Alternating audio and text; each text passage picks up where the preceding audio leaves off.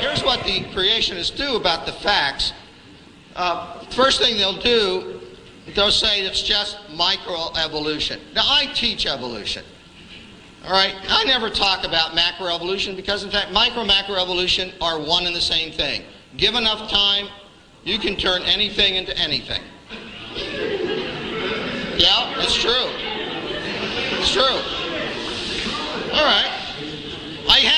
It's proven. You got the fossil record. It shows all the steps.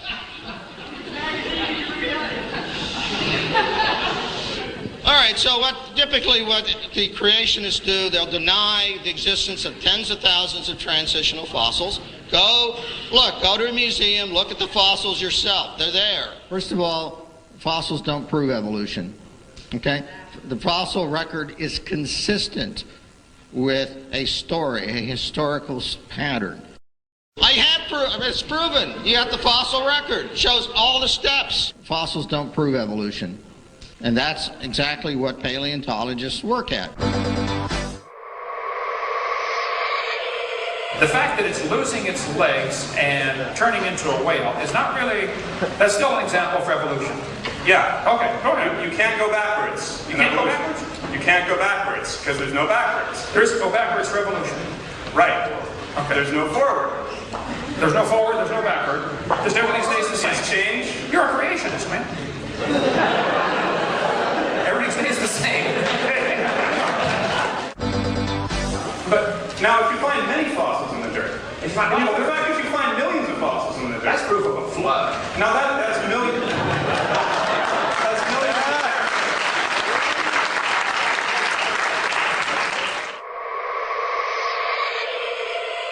We have a very good set of bones saved from fossil records showing that the whales evolved through a long period of time from animals that were on land to animals that are in the water. We have that evidence. And to say we don't have it or to say that we're lying is disingenuous to this audience. I don't know if I can help if you can't get this, but no fossils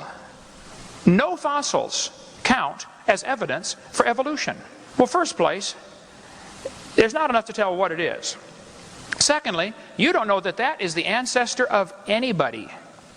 You don't know that that animal had any kids that lived. It is absolutely impossible to use any fossils at all as evidence for evolution. And anybody that's telling you fossils are evidence for evolution, you talk about voodoo science, that is it, folks, okay? We know these bones produce something other than their kind. Even though no animal today can do this, these bones were able to do it. That's absolute voodoo science. That's a good word. I got to use that one from now on. I appreciate that, okay? And if those bones don't have dates on them, they don't come with a little tag saying this one evolved into this one. All you do is put your preconceived evolutionary imagination idea on top of these fossils that are found. Fossils don't mean anything as far as evolution is concerned. We don't need them. We got all the evidence we need to prove evolution without fossils. Forget fossils. They just aren't important. What's important is DNA. We have a very good set of bones saved from fossil records showing that the whales evolved through a long period of time from animals that were on land to animals that are in the water. Fossils don't mean anything as far as evolution is concerned. We don't need them. And to say that we're lying is disingenuous to this audience. And evolution, regardless of what Dr. Hovind says, is very much a part of that tradition. We are constantly revising. Tradition? You don't have to trust tradition. I mean, come on, there's different traditions all over the world. But we can trust science because science should be the same all over the world. You start from very simple life and eventually you get everything that we have around us, from elephants to alligators to chimpanzees and everything in between. According to Chen, the fossils he's discovered turned Darwin's tree of life upside down. Darwin's tree reverse condition very unexpectedly. Our research convincing major phyla starting down below at beginning of Cambrian.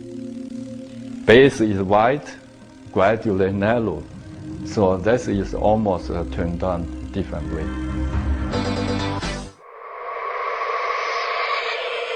Hi, Dr. Hogan. Hi, I forgot your name now. What is it? My name is Michelle Markstein, and Michelle. I'm a postdoctoral fellow here in the Integrative Biology Department. I have a PhD in genetics. Here's an interesting fact. If you take and look at what's inside that banana and those dogs, they're awfully similar. Now, do you believe dogs are related to bananas? Ultimately, yes. Ultimately, yes. Okay.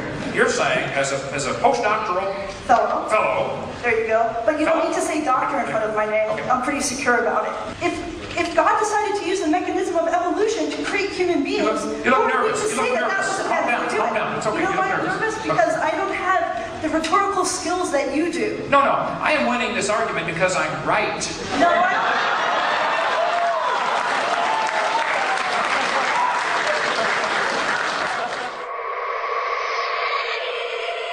Does that prove common ancestor, or could that prove common designer? That's where you're wrong. I think it does not prove conclusively. It supports the view of common ancestry. Why doesn't it support the view of common designer? Well, why would it support the view of a common designer? Well, why do all motorcycles made by Suzuki, Honda, and everybody else have 2 wheels, and all cars have 4 wheels? It's a common design. Machinery is a horrible example. This has nothing to do with living things. Okay, but my point explain to me what this has to do with a common designer, because I really don't get it. I'm sure you don't get it, but I'm going to try to help you. The similarity between a Honda Prelude and a Honda Accord are pretty striking. Yes, they're from the same maker, Honda. You got the point. You got the point. I do get the point. I believe in Christ. I believe he created certain things, but Do you believe it's possible that Do you believe it's possible that humans and apes have similarities because they simply have a common designer? Is that a possibility? That they're not even related, they're just the same guy designed them all? that can be a possibility, yes. What evolution do we have? What can we see? What examples do we have of evolution, regardless of the conditions, fast or slow? Please name your best one. Well, we talk to the fossil record, right? We talk to the obvious existence of extinct and ancient life forms that have all the appearance, unless you believe a very complicated conspiracy theory, they have all the appearance of being millions of years old, right? So the fossil record, the more we fill it in, the more complete it becomes and the more powerful it becomes as evidence for evolution. Fossils don't prove evolution. Fossils don't mean anything as far as evolution is concerned. We don't need them.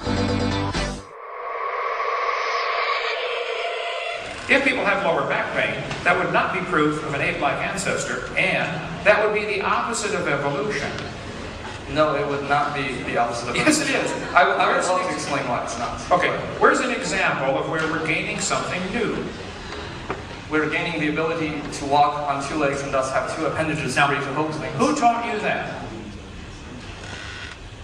And why did you believe it?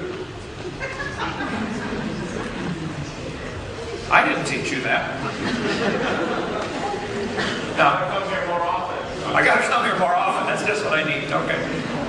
I'll come here as often as you can find somebody to debate me, brother. You can call me. I'll come. You all know that evolution argues that we share a common ancestor with the great apes, the chimpanzee, the gorilla, and the orangutan. Well, if that's true, there should be genetic similarities, and in fact there are. So we have 46, they all have 48. That's very interesting. I would say I believe in a designer, but you know what? I don't believe in a deceptive one. I don't believe in one who would do this to try to fool us. And therefore, I think this is authentic, and it tells us something about our ancestry. Number of chromosomes is an interesting study. It is indeed true that chimps have 48, humans have 46. Tobacco also has 48.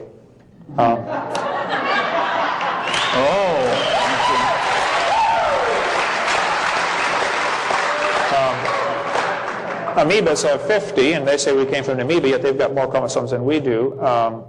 Chickens and dogs both have 78. They're identical twins. The fern has the most chromosomes. That's the ultimate goal of all evolution, to become a fern. So the similarities, I think, are evidence of a common designer. We haven't absolutely proved it yet. We haven't absolutely proved anything. I ask you, don't believe me. You don't have to believe me. You don't have to believe him. You don't have to trust authorities, even me.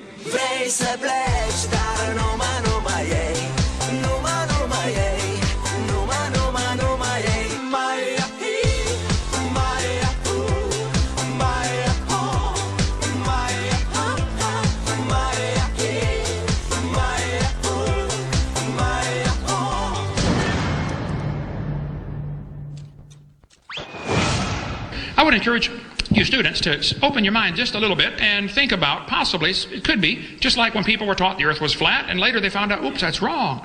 And somebody taught, oh, well, big rocks fall faster than little rocks, because Aristotle says so. That was taught for 2,000 years, and it's wrong. And some of you are being taught in this university that you evolved from a rock 4.6 billion years ago. Well, it's wrong. You were designed by an all-wise, super-intelligent creator who loves you and would like to forgive your sin and take you to heaven, but if you want to go to hell, that's your business, okay?